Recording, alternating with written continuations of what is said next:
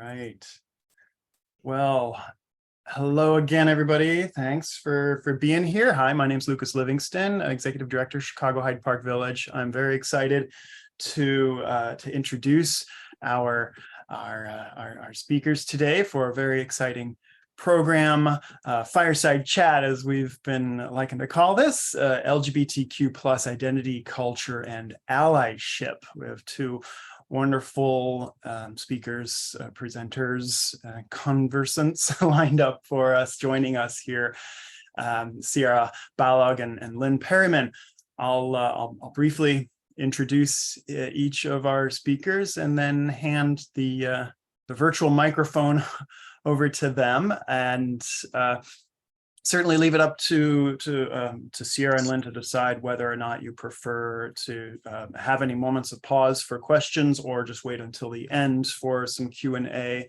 And certainly people can use the Zoom chat. If you have any questions, you can put them in there, questions, thoughts, comments. We also have some resources that we shared on the website for the event, and I'll put links to those in the chat as well, some PDFs that you can download and take a look at and learn a little more. So yeah, without further ado, really pleased to introduce our two speakers. Cierra Balog. Cierra's a emeritus intern with Chicago Hyde Park Village. Cierra is a non-binary person and uses the they, them pronouns. They graduated from the University of Iowa with a Bachelor of Arts degree in psychology and gender, women's, and sexuality studies. And after that, they worked at a community mental health drop-in center in Iowa City named Our Place. Our Place Peer Recovery Centers, affiliated with NAMI Johnson County, the National Alliance for Mental Illness. And currently, they are in school to get a graduate degree from Adler University. They are working towards a master's degree in counseling art therapy. And then our second speaker today, Lynne Perryman, is Vice President, Control Manager for JP Chase NA. With over 20 years of experience assisting internal stakeholders by identifying and mitigating risk for their current processes. Lynne's career reflects a demonstrated track record of leading large-scale transformation initiatives, driving global execution of strategic initiatives, and the end-to-end execution of risk management and control self-assessment. And some of you may recall from last month, Lynne presented to us on the scams and frauds, which was germane to her great work with JP Chase, but also Lynne recently ended her term as a board member for Equality Illinois. That's the state's oldest, largest, and most effective advocacy organization dedicated to defending rights for the LGBTQ plus community. She assisted with developing a groundbreaking Get Out the Vote campaign, Vote Naked Illinois, which received extensive media coverage statewide and around the globe. The campaign led to over 75,000 mail-in votes in the 2010 election in Cook County and the city of Chicago alone. And prior to joining the Equality Illinois board, Lynne served on the board of directors for the Center on Halstead. The Center on Halstead is the Midwest's most comprehensive community center dedicated to advancing community and securing the health and well-being of the lesbian, gay, bisexual, transgendered, and queer people of Chicagoland. Lynne helped lead and maintain the Women's Action Committee, which led to feeding and clothing homeless youth in our community. And she also served as the national chair at JP Chase on the DEI space, or in the DEI space, excuse me, that's diversity, equity, and inclusion, focusing on advancing Black professionals. And she also led the regional business resource group for the Illinois chapter. And in addition, Lynne worked with After School Matters and other nonprofit organizations in collaboration with JP Morgan Chase. So thank you for listening to those two very important and meaningful introductions for our two presenters today. But without further ado, I'm very happy to hand things over to Cierra and Lynne. Combine your names there for a sec. And and we'll get things started. And I'm going to mute everybody else if you don't mind, or if you want to mute yourselves. But thank you so much for being here, Cierra and Lynne. Thank you, Lucas, for the great introduction. And it's great to see everybody again and new people that have joined. And Cierra and I wanted to kind of have this as an interaction conversation. So it's almost going to be like Cierra and I talking to each other like a fireside chat. Like if you guys were new to somebody in the LGBTQ community, how would you navigate a conversation? But we also want it to be open. So if you guys have any questions, please interrupt and unmute yourself. One thing I do have to drop at 1 o'clock. I think Cierra may be able to stay on, but if anybody has any questions for me after 1 o'clock, please feel free to send them to Lucas or Cierra, and we'll work together to get those answers or addressed. So Cierra, I can kick it off to you if you want to start with our little chat here. Yeah, definitely. So as Lucas was saying, I identify as non-binary. I'm also pansexual, which means that I am attracted to both women and men, and also people of other genders as well. So, and I use they, them pronouns, and we'll talk about that a little bit later. And I can go ahead and introduce myself. So when I introduce myself, and as you can see on the Zoom screen, I have my pronouns there. And we do that even at corporations now because, again, Cierra identifies as they, them. I identify as she, her, hers. But when you look at me or you look at Cierra, you may not know that, or you may assume that person's identity or their pronouns. So that's why we always respectfully, and we're trying to educate, and I make mistakes all the time, is sometimes when you don't know how somebody may identify, it is okay to ask somebody, how do you identify? And that's what I usually do, even at work, even at a board meeting. If you meet somebody on the street and you're not sure how they identify, it is okay to say, Cierra, how do you identify? And Cierra would say, my pronouns are they, them, and theirs. She'd have to go ahead, Cierra. Yeah, it's actually, it feels really good when people ask me my pronouns because it lets me know that they're actually thinking about my identity and like trying to respect my pronouns. And even if it's a challenge to get used to the language of using they, them pronouns, it's better to ask than to not know and use misgendered pronouns for me. And we'll get into why Cierra uses they, them, theirs, and why I use she, her, hers. We just wanted to kind of start the conversation of when you're introducing, or you may not know somebody's gender, how you can ask that person, and it's okay to ask that person how they identify. I could pause there if anybody has any questions, because we're here to help you navigate through the community that we live in. So even if it's a stupid question or you feel like you may be offending Cierra and I, we could take it because we're here to educate you. So please feel free. Nothing's stupid and nothing's going to hurt our feelings. That's why we're here. Okay. Go ahead, Susan. I knew I could depend on you. I think this, in a way, we've got 3 generations represented here: Cierra, you, and most of the audience. And pronouns may be easier for different generations. For my generation, it's very awkward because for 70, 80 years, I've never dealt with having to ask someone how they identify.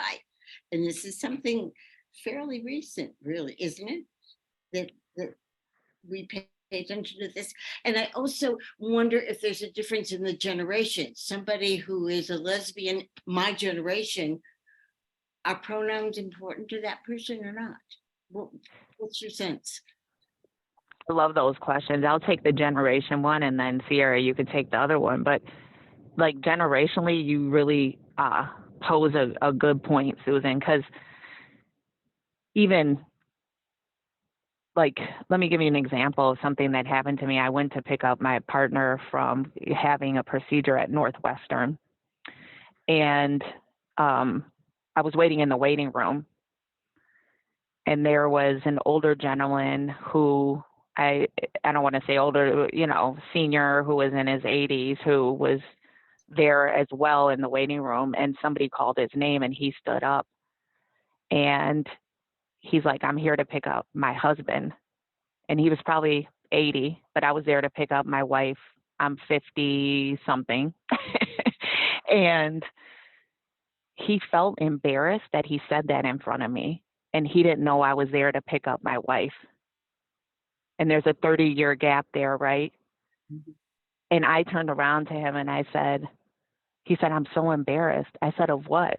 I'm here to pick up my wife. And he got teary-eyed that I felt so open to say that, but he was embarrassed. And we get that the pronouns and stuff weren't, as prevalent as they are now, but I'll let Cierra take over, because the reason why we're doing this is there are a lot of people in our community that are transitioning, and we'll talk about the transgenders, and how nowadays, there's more oversight, and we're looking at that more, and there's that respect level of why we're using the pronouns. So, Cierra. Yeah. So I didn't actually know that I was non-binary until after I graduated college. And I learned the language of, cisgender versus transgender, cisgender being like someone who is assigned female at birth, for instance, and feels like a female. They use she, her pronouns. They are cisgender, and they identify with the gender that they were assigned at birth. But once I learned like the language, and I actually took this course called Transnational Sexualities, and I found out that there are lots of different nations that use different gender identities, and like transgender people in India, for instance, are a little bit different than transgender people in America, and so on and so forth. But I had friends growing up in college that identified as they, them, theirs, and were non-binary. And once I started realizing that I didn't really associate with myself as a female, which is what I was assigned to as at birth, I realized that I'm transgender,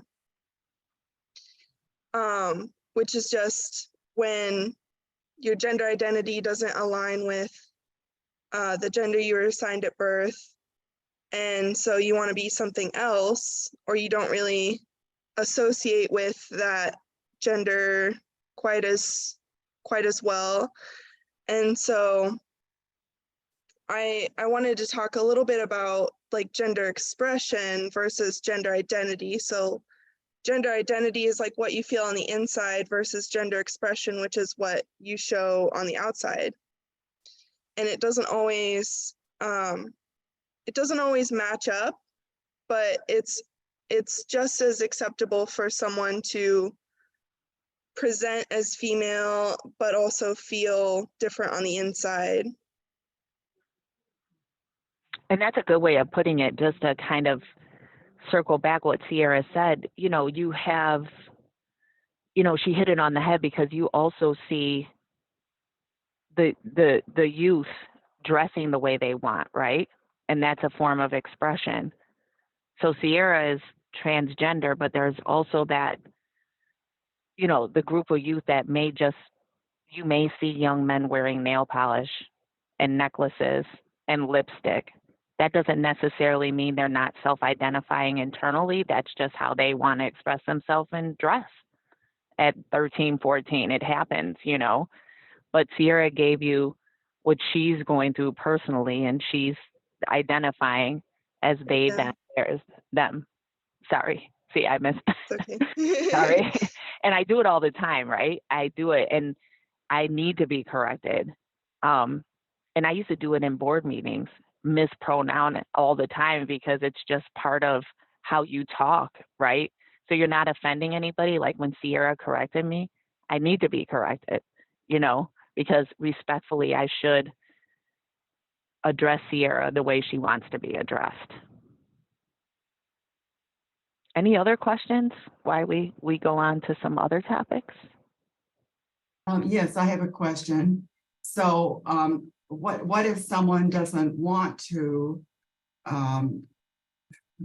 well, be identified, or, you know, just for instance, well, you know, when I was growing up, you know, we were in the women's movement, and so we had our way of getting equality with different ways. And so then I worked in a man's area, you know, transportation. And when I started, there were no women there. That changed. But, you know, one of the ways to get around that is by not being a woman at work. At work, you're one of the colleagues. So there's different ways of showing that. And then actually, you do gain, I call it gain, an identification with your colleagues, who many of them are men. So if this identification, it has nothing to do with gender. And you know, in my mind, this is, you know, my story I'm telling. So, so what, for example, today, would you say that if you think, and then also, you know, we also are international generations here. So if you live in a country a long time, you feel identification with people in that country. It's similar to that. So if someone lives in Europe a long time and then they come back to America, they still feel that identification. So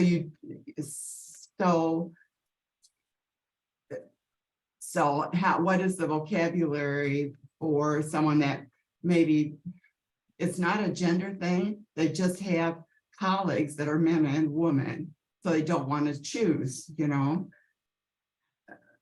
Is there a word for that? I looked this up, so I have a word. What's your word? I'm curious, Kathleen. It is Z and her Z-E and HIR. I've never seen that. Or, Have you, Cierra? Singular and plural. I haven't come across those pronouns specifically, but I have heard of them. So I guess what you're saying is you've heard of them, but they aren't in wide use. Yeah. Or anything like that. Especially when we're talking specifically about the LGBTQ community, because what I think you're speaking to, Kathleen, is in a heterosexual environment, men, women, how would you identify? And how I can kind of bring it back full circle to this conversation. Yeah. If you look at me, I don't look like I'm a lesbian. I don't. You see a woman dressed up, and there's that perception of a lesbian may look like fall in a certain category. Mhm. But guess what? When I'm at work, everybody knows I'm a lesbian. I am proud, I own it, and I advertise it. And I advertise it for a reason. I advertise it because everybody should be comfortable in their own skin, especially. I understand. Yes, I'm just explaining, like, you know, in their own skin, at work, home, whatever. And it also, Kathleen, helps other colleagues feel comfortable coming out, right? Because when you work with a big organization, you want to come to work being your full authentic self because I understand. better. Yes. Yeah. So in this generation, I just want to explain to you how I work in this environment, because if people look at me, you're absolutely right, Kathleen. There's that and there's women. You don't know unless you're asking the pronouns. You don't know if you should be identifying in certain situations.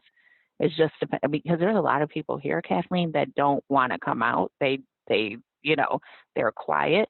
That's their choice, you know, but I'm the opposite because I like for people to be comfortable, and that we work for an organization that's very accepting of it, which is a good thing. I guess I'm just wondering about the contrary, because some people are very private.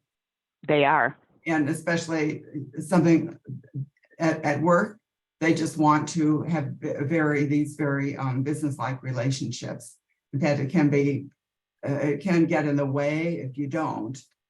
It's how they feel. So I was just wondering if you're by the pronouns. I'm just wondering what you would say. Okay, now everybody has to use these, or it's optional, or what does it all mean, like that? And I think it's a very good question. Go ahead, Cierra. Yeah, I would say that it's optional for people to use pronouns, and if people don't want to use pronouns, you can always just use their name in place of the pronouns. Exactly. Yeah. But it also kind of files into how do we create safe spaces for people. And I like what Lynne was talking about with being open and honest about being a lesbian, because that provides a space for other people to come up to her and possibly talk about their experiences, or you know, have someone to relate to on a different level than what would be the usual. So I guess the next question would be, like, how do we create these safe spaces, and what does it mean to be like a safe person to come to? I see Terry also has his hand up too, before we shift from pronouns, if it's related. Yeah, that's fine, Terry. Yeah. It is related to pronouns.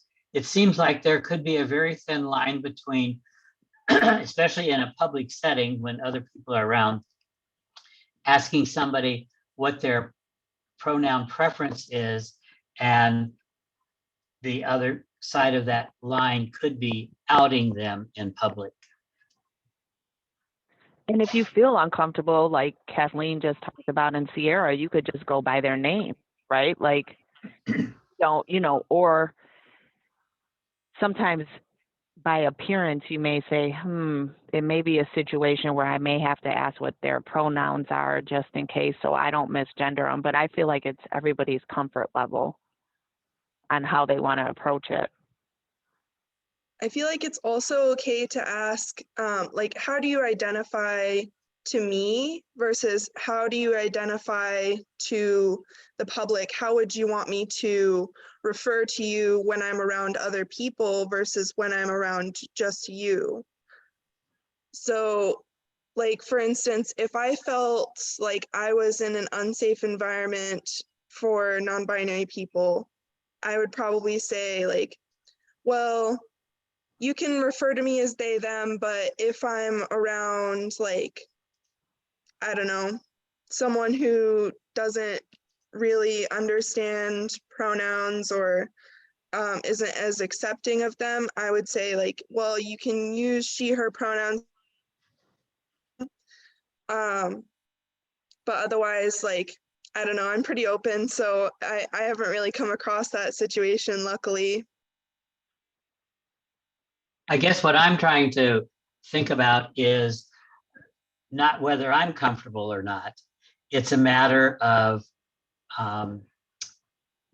outing somebody who may not wish to have that conversation in a public setting, and honoring their space and their comfort level, as opposed to if I'm on a one-to-one and in a semi-private setting or over a cup of coffee, I think it would be different. And I'm just suggesting that could be put into the equation of how one deals with the situation. And that's a fair statement, Terry. I see both sides, because I also see, and we were going to get into allyship, like at JP Morgan, everybody has who kind of supports and as an ally have their pronouns on their Zoom, or they have it in their signature line, but they don't identify, but they're saying, hey, these are my pronouns, even though I'm not part of the LGBTQ community. I'm just respectfully putting it out there so somebody doesn't even, so you don't even have to be in the LGBTQ community to say that you want to go by your preferred pronouns, Terry. Because I could tell you, you know, even at my corporation, everybody has their pronouns on their Zoom or their signature line as an ally, and they're not part of the community. So it's almost more prevalent now, and that's why we're having these fireside chats, because it's not unusual to just voluntarily tell people what your pronouns are, not being part of the community.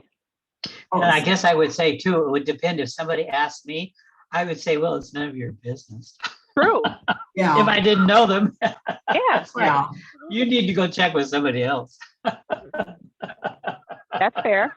So it could be embarrassing for everybody. That's what I'm trying to say too. So There's it. yeah. Is it required at your company to put pronouns?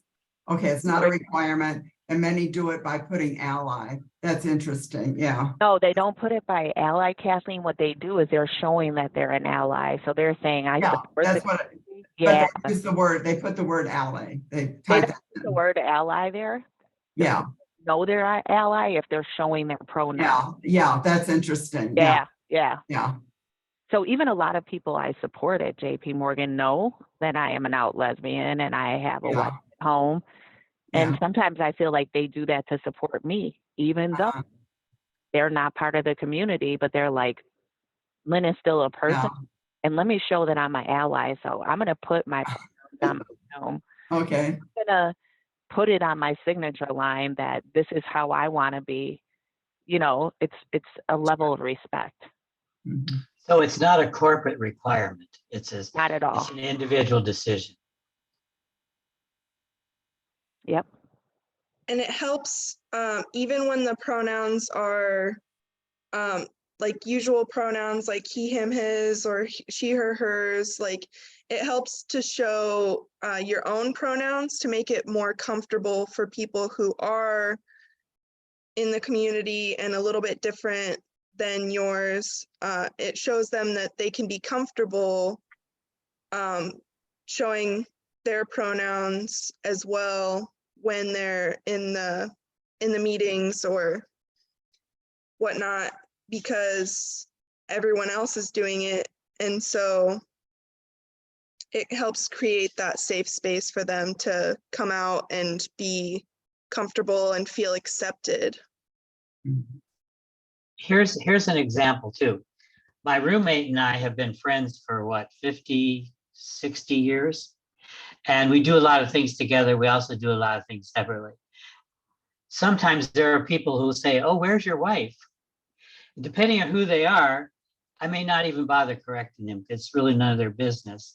And it would engage a conversation that I'm not willing and wanting to go down because it's not important to me. I may not ever see them again. So that's something similar in some respect. Whether you want to correct somebody or not correct them, or, you know, what's the cost benefit ratio, the energy level, the length of time of discourse. If I'm trying to catch a bus, I'm not going to engage somebody in that conversation. And I'm not going to run to the bus either. You know what I mean? So a lot is in the equation.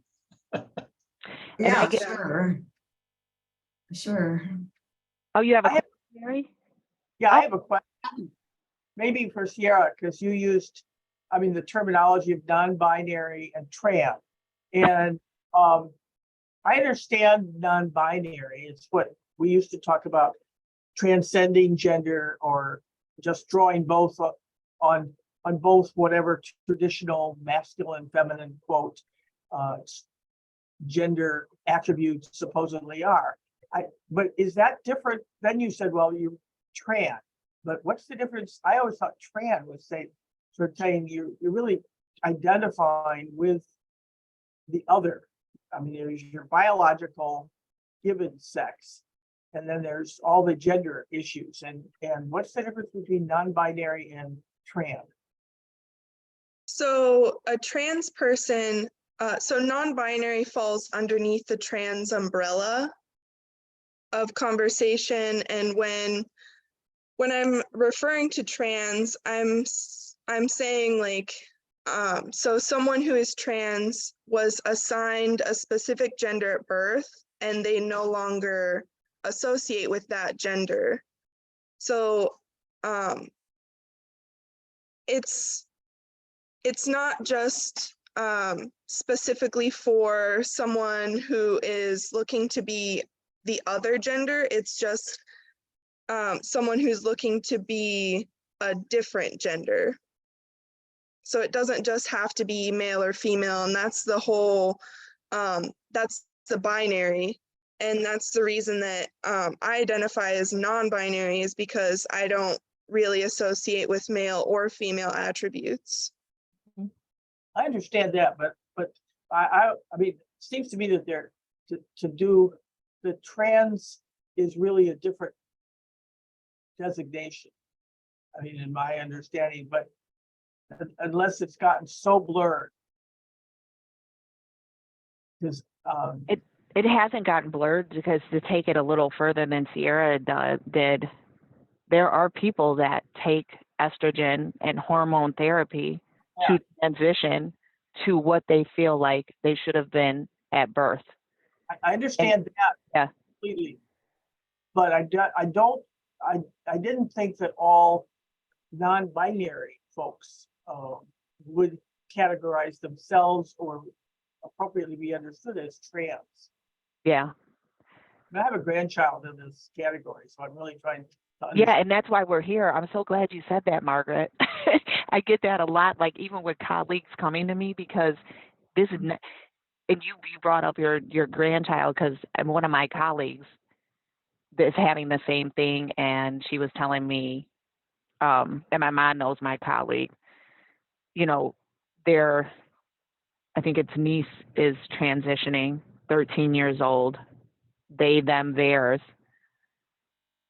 Mm-hmm. So, and there's that balance, Margaret, of I get where you're going, like, are they too young to identify and say that they're like non-binary, the estrogen and transformation and this and that? And, you know, I have those type of discussions, but it's also like, I don't know, it's hard with this generation because you want to be sensitive, because we will start talking about the suicide rates among the young trans generation and the older trans generation. And, you know, the mental part that goes incorporated in that as well. Like, and that's why there are wraparound services. So Margaret, I get where you're going with it. And I don't know, the whole non-binary and relating to transgender is really, I don't know. Cierra, I guess I have a question. Could you be binary but fall in that trans category? Yeah, you can still be binary and fall into the trans category. For instance, if you were a male and wanted to be female, that would be falling within the binary. Okay. But you can still be trans and non-binary at the same time. Oh, I think, Mary, did you have a question? it's actually about the same one that Margaret asked, as to how you could be non-binary and trans at the same time, or at least according to our understanding of those two terms.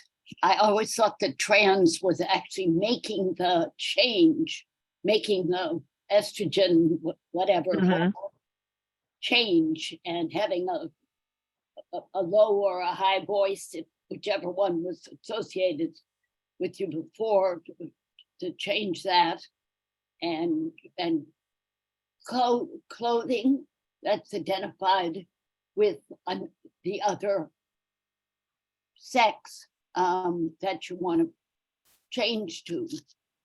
Although I know that that many people beyond puberty aren't really able to successfully do a biological change. I don't know whether that's your situation, Cierra, or not. You don't have to comment on it for yourself, but in general, I mean, non-binary people may be that way all their life without a specific gender, isn't that? Without a specific gender identification.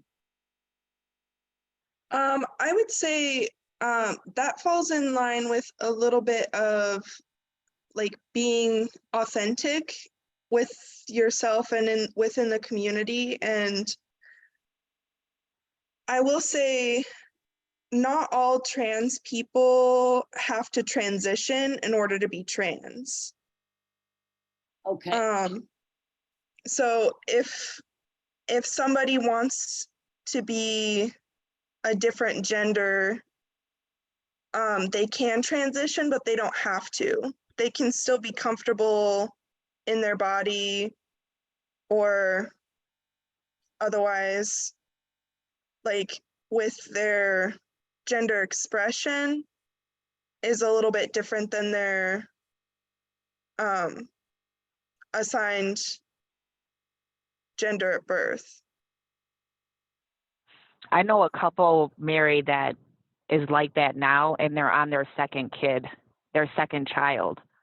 So they didn't go through the estrogen route.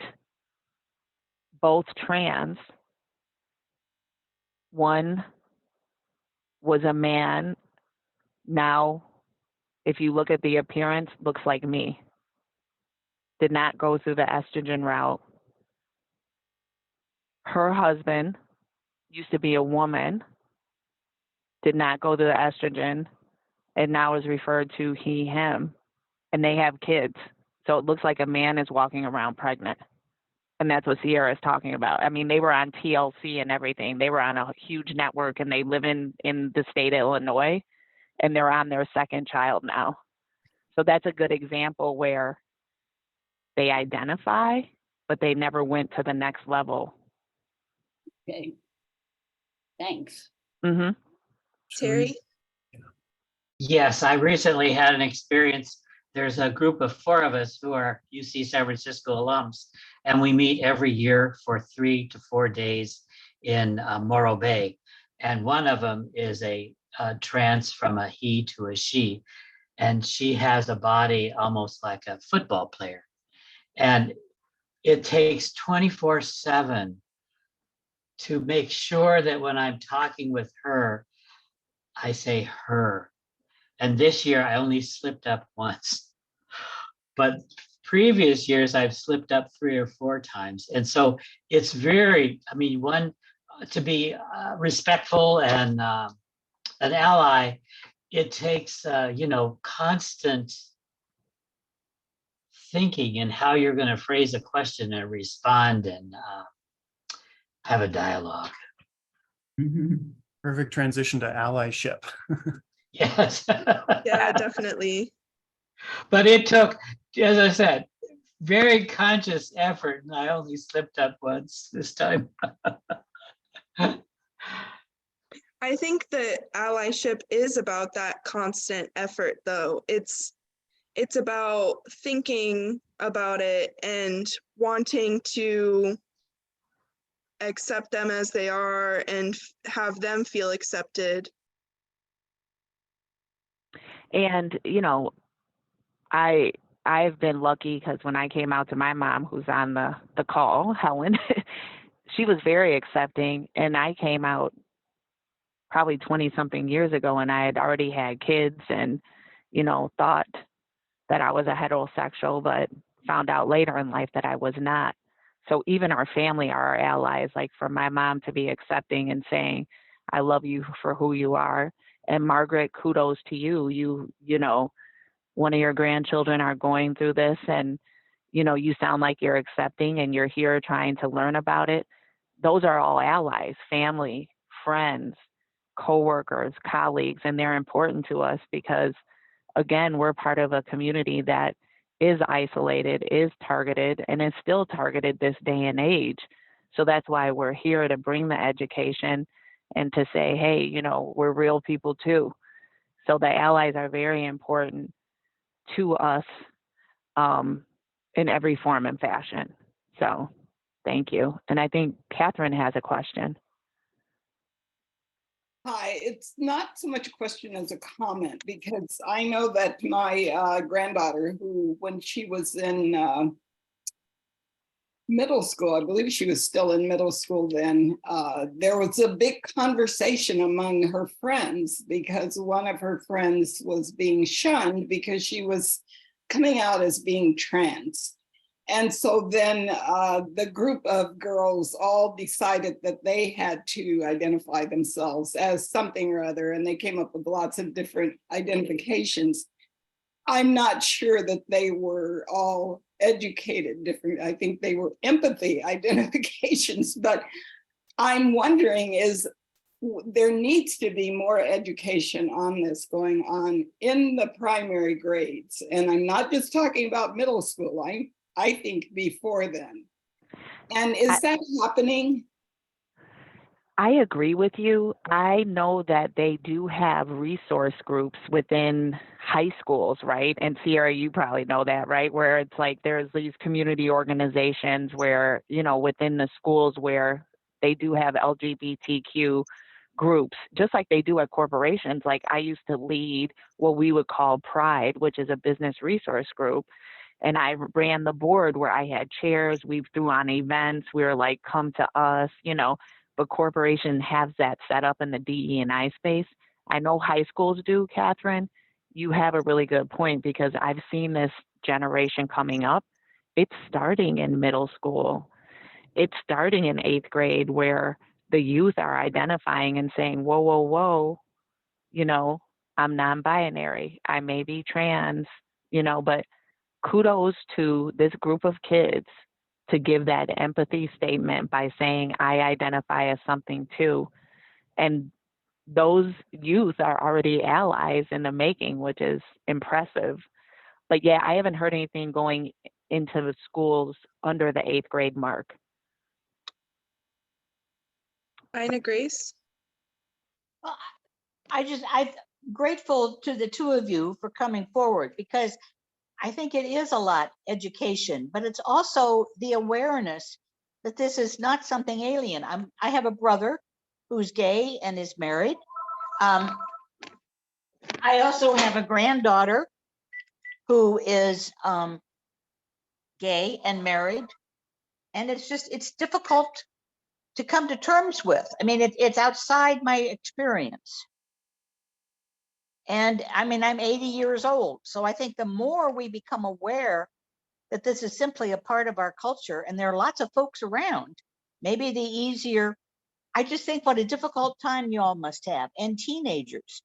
I mean, being a teenager is difficult to start with, right? And then coming to terms with gender and sexuality and attractions. It's very difficult.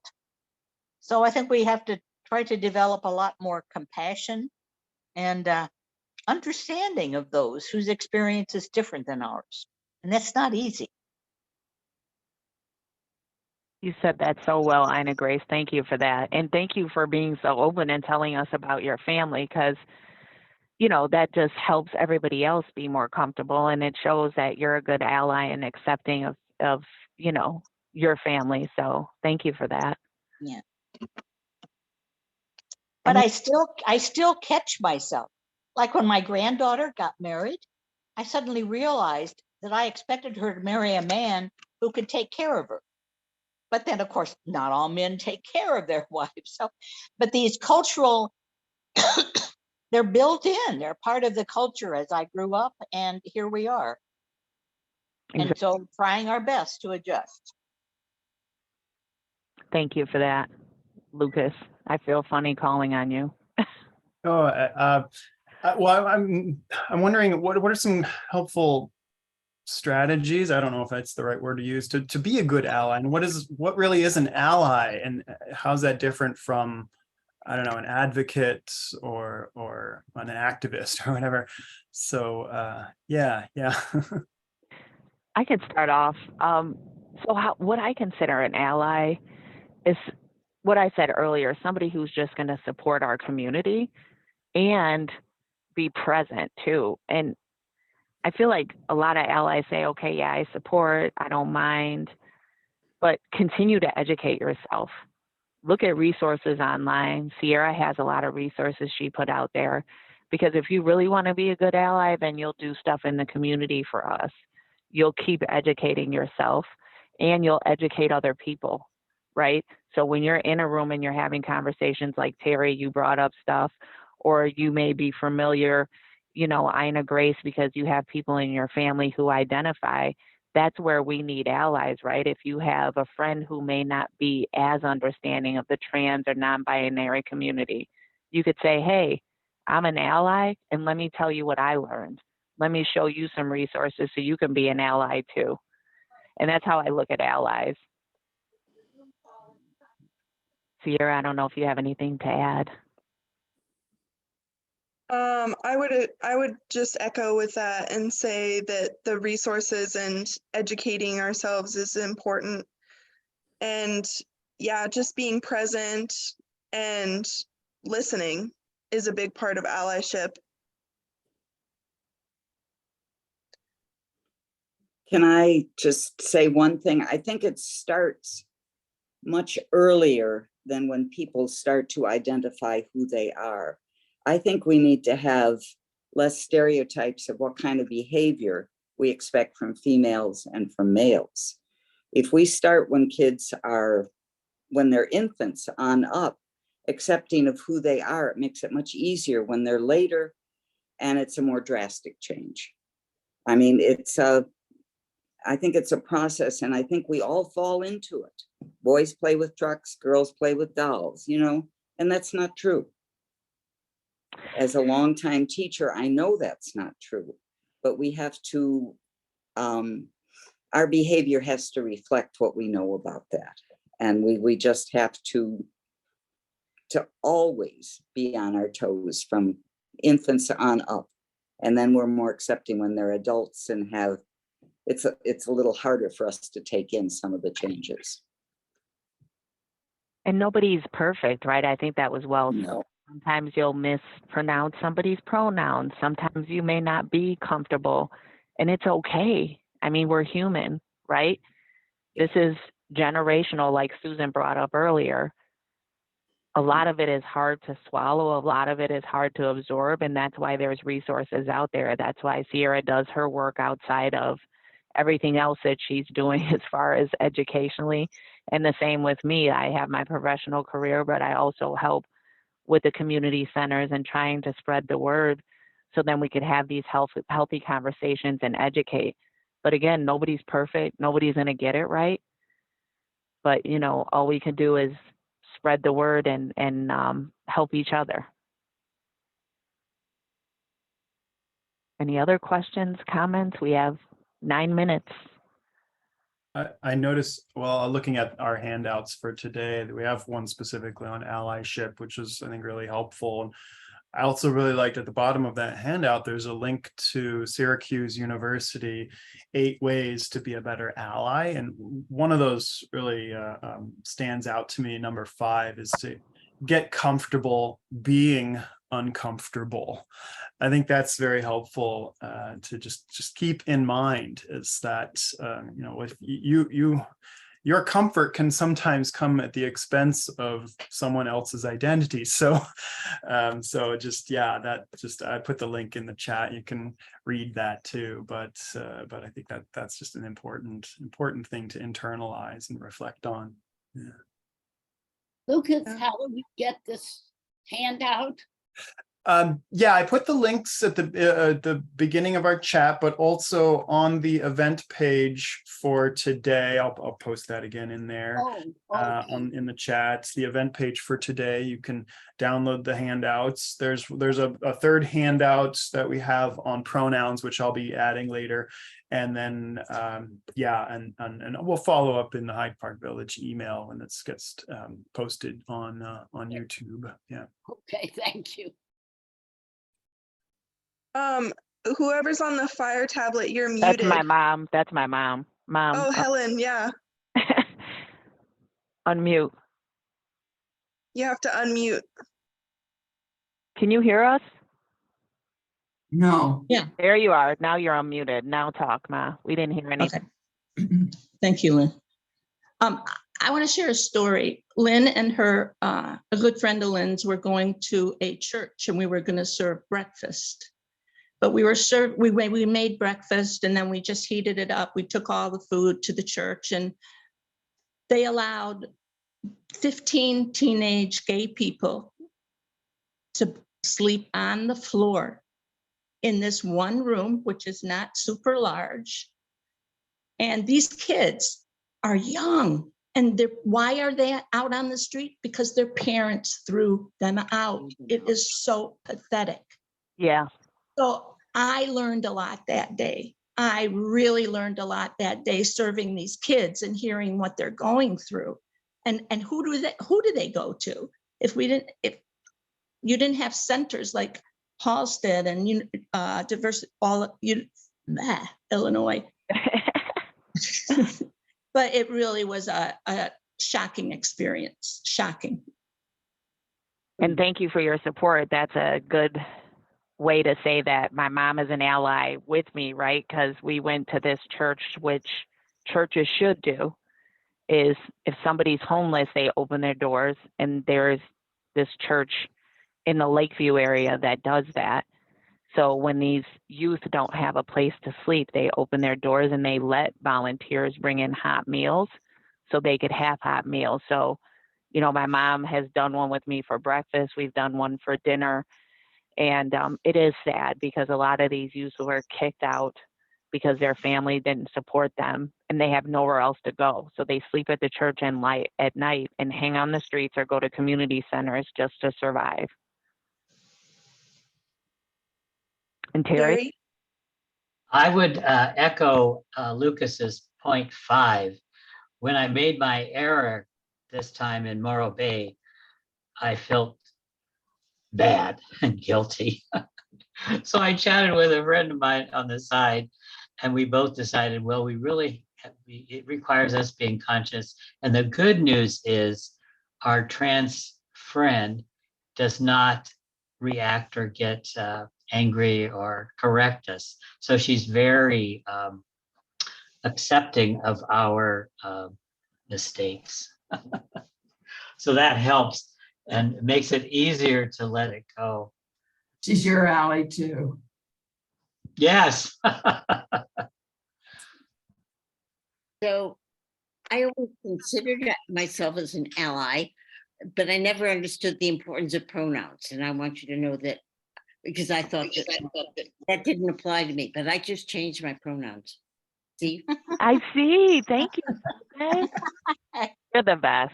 Thank you. Oh. Everybody's the best on this call, but I just wanted to say, just for you guys to be your authentic selves and to ask questions and be interactive and be on this call just shows that you're good allies. Everybody who joined is a good ally because you wanted to learn more about what we had to present. And that is a big thank you from me, and I'm sure Cierra as well. Yes, definitely. But I mean, the thank you is for the two of you to come and talk to us.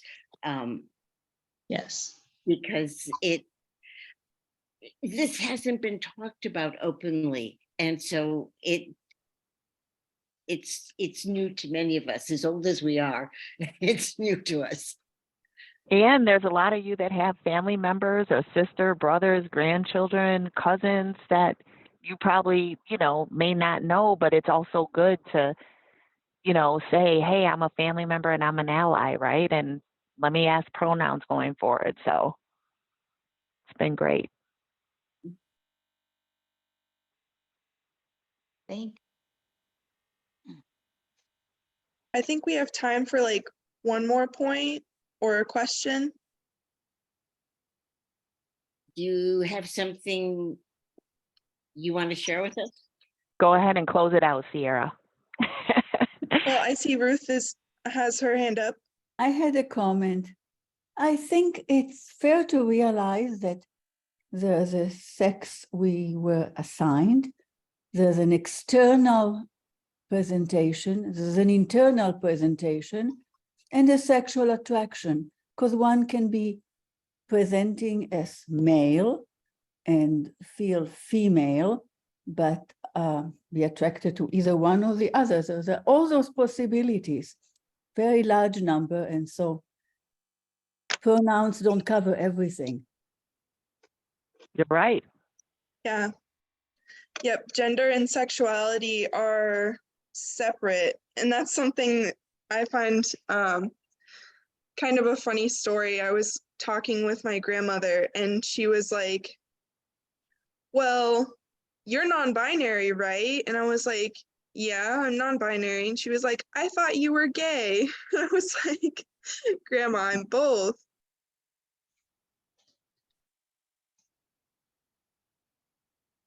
Thank you for doing all this to help us understand you.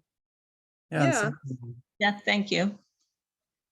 Something for me to also reflect on is just, none of this is not any new in humanity. It's been going on since the dawn of time. It's just people are increasingly feeling more comfortable, perhaps speaking about sexuality, gender identity, and yeah, getting back to what we were saying at the top of the hour about putting pronouns in our Zoom image is a way to demonstrate our allyship and create a welcoming and safer environment. And so just by speaking, I often use the term like normalization, normalize so much of what we may be thinking internally to manifest it externally and make a friendlier, more acceptable culture within which we all live. So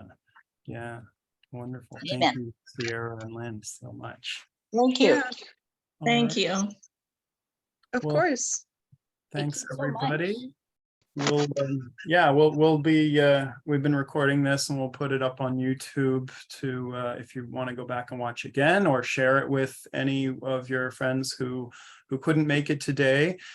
Just a great conversation to maintain and archive, and we'll follow up again in the Hyde Park Village weekly emails with that YouTube link and links to the handouts for today.